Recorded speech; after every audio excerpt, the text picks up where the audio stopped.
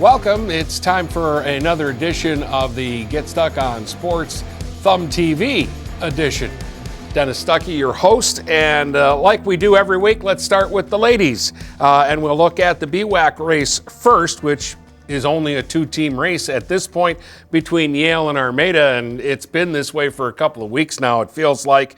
Yale is 10-0. They went through another unblemished week as they knocked off two teams, won a league game. That was the important one. They beat Algonac 59-10 for their sixth straight win. Prior to that, earlier in the week, they played a non-league game and beat Fenton 49-34. Armada's on a 7-game winning streak. They had a little bit of a tougher game in league play last week, but they got through it and beat Croslex 47-41. So Armada at 9-1 is still just one game back of Yale, and they do play each other one more time. It's the last game of the season, and prior to that, both teams' schedules, Armada's is a little bit easier as they play Algonac, at Richmond, and at North Branch before they get that Yale game.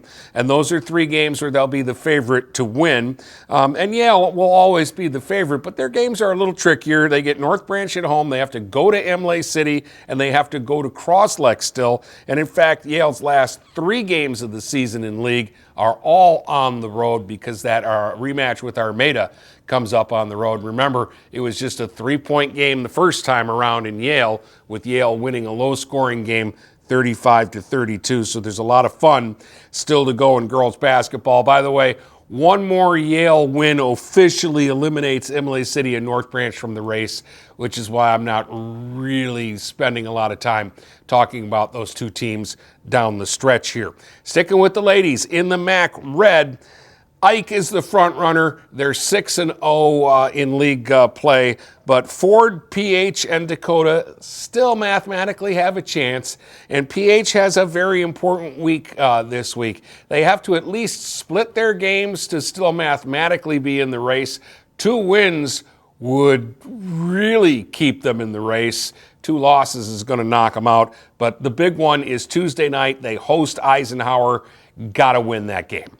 Got to win that game, and it won't be easy. Then they go on the road on Thursday to Dakota. Again, another really tough game, and a game that Dakota needs to win pretty badly. So 2 really big games. And as far as Eisenhower is concerned, they just need one more win to at least clinch a share of the league title. If they don't get it Tuesday at PH, they've got a fairly easy game coming up later in the week where they should get that one more win. MAC Blue, hey, look here. Marysville is suddenly got a chance to win the MAC Blue. The Lady Vikings have turned it on. They're playing really good basketball. This is a thing that Coach Ryan Ratchey does every year at Marysville. They play their best basketball at the end of the season when we're headed towards the playoffs, and they actually only trail Fraser by half a game, and they play Fraser at home on Tuesday. With a win, Marysville could jump into first place in the blue. Marysville plays at Chippewa Valley on Thursday, so they've got 2 big games this week. They can get some help from Northern because Chippewa Valley is the third team that is still kind of in this race. You've got Fraser at 5-0, Marysville at 5-1, and Chippewa Valley's 4-2. They could be out of it, though, by the end of the week if they lose to Northern and Marysville, or even if they just lose to Marysville. That could knock them out of the race.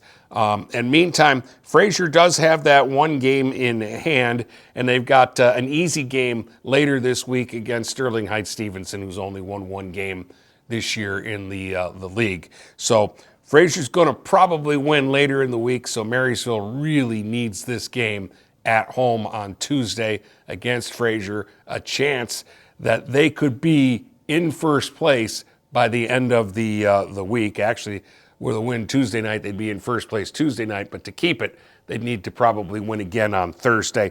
In the gold, St. Clair's going to win the gold, folks. It's just a matter of when. They're 7-0 in league play. If they beat Roseville on Tuesday night at home, they clinch at least a share of the title. And then if they win one more game after that, they win the league outright. So they've got to win 2 of their last 3 games. It doesn't matter which 2, it'll get it done.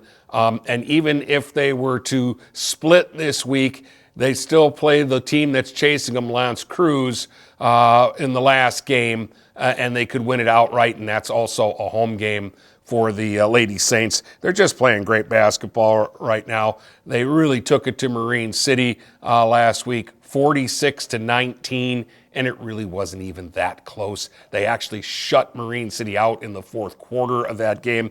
Gracie Picklehop led the way with 17 points for the Lady Saints. They looked really good.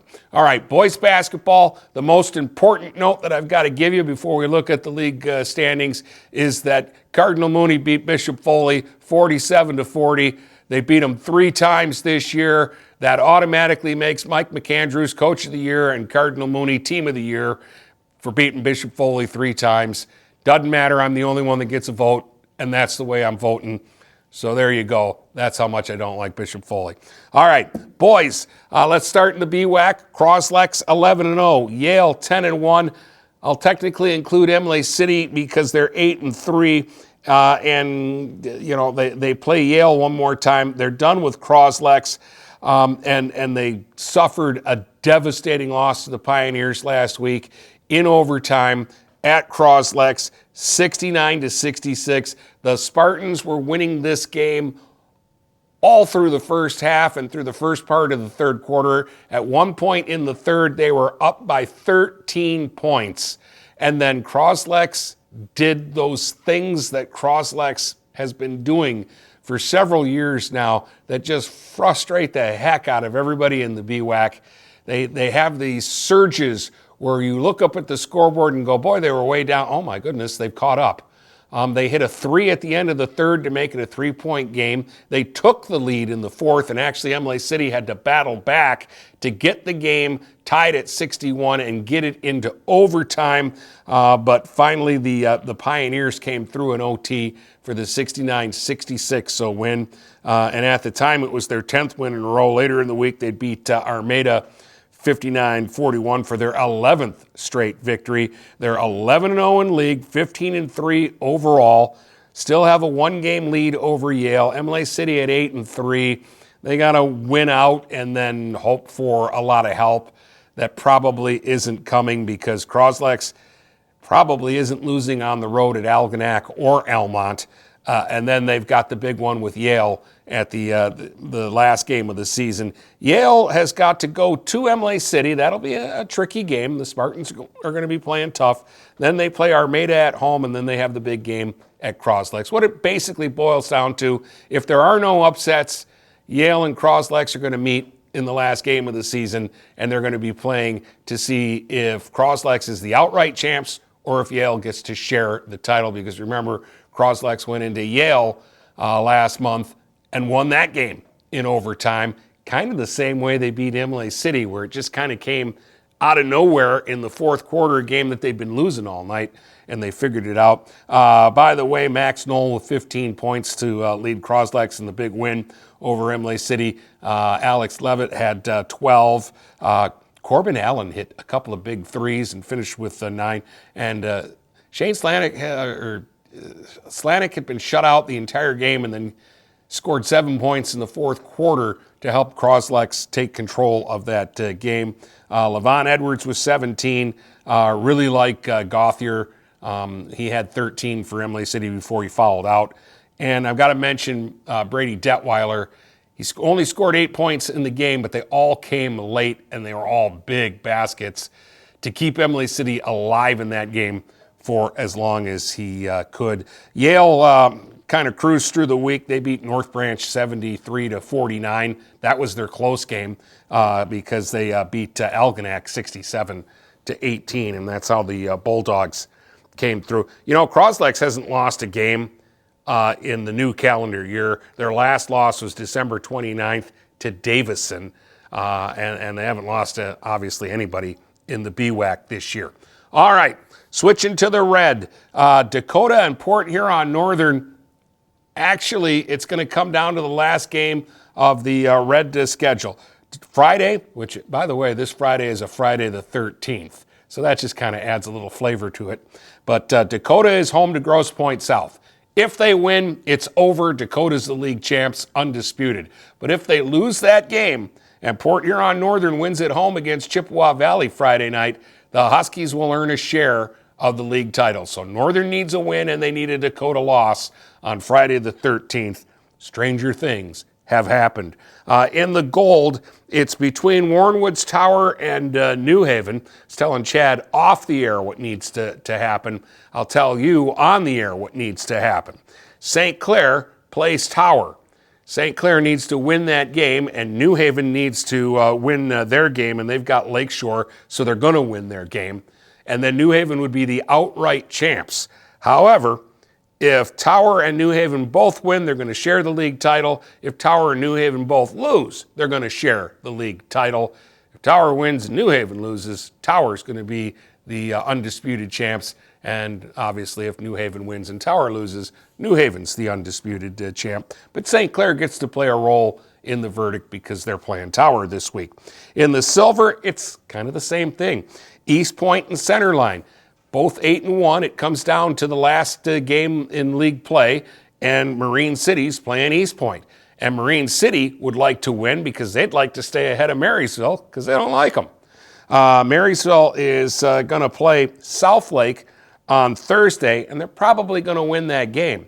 So Marine City, unless they want to tie with Marysville in league, would need to win their game on Friday the 13th against East Point. And by the way, Centerline is going to win Friday. They're playing Warren Mott, who hasn't won a game this season in league or anywhere else. So the heat will be on East Point to win their game at Marine City. And the only other thing that I really wanted to mention was hockey. We're winding down the regular season this week because the playoffs for hockey start next week. A week from Tuesday will be the first post-season games, and there'll be a lot of hockey going on this week. In fact, on GetStuckOnSports.com, we'll have 5 hockey games, 2 on Thursday, and a triple header on Saturday that starts at noon. Games at noon, 2, and 4 on Saturday. So hopefully I'll keep my voice. But starting next week in Division I, Anchor Bay and Port Huron Unified will play each other. The game's at Suburban Ice Arena. The winner will advance to the semifinal in the regional to take on Eisenhower. In Division II, over at St. Clair Shores, Port Huron Northern plays L'Anse Creuse Unified. The winner of that game will play Rochester Unified. And in the same regional, Thumb Legion is playing St. Clair Shores Unified. So it is possible that Northern and Thumb Legion could meet for the regional championship, but Northern would have to win 2 games to get there. Legion only has to win 1 game to get there because they had a better record this season and they're a higher seed. And in Division III, over at Cranbrook, Marysville plays Grosse Pointe North. They should win that game. Unfortunately, their reward is they would then have to play Cranbrook in the semifinals. And once you get by the first round there, that regional really becomes the regional of death because you've got Cranbrook. De La Salle is going to beat Bishop Foley. They're going to play Grosse Pointe Liggett in the other semifinal. And then the winner of that game is going to play the winner of Marysville and Cranbrook for the championship in that regional. That's a tough regional. Those are some really good hockey teams. And by the way, Marysville is going to tune up this week because they're going to play Grosse Pointe Liggett on Thursday night, part of a doubleheader over at McMorran Arena.